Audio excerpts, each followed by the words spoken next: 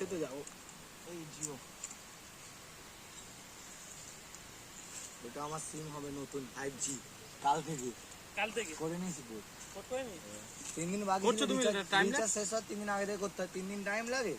আমারটাও রিচার্জ শেষ হয়ে ওটা চালু হয়। না না গার্ড করিনি, ওদিকে ছাওয়া পড়ছে। দেখো দেখো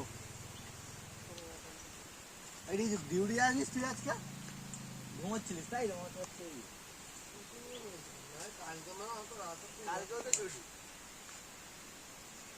ভালো থাকিস, সুখে থাকিস।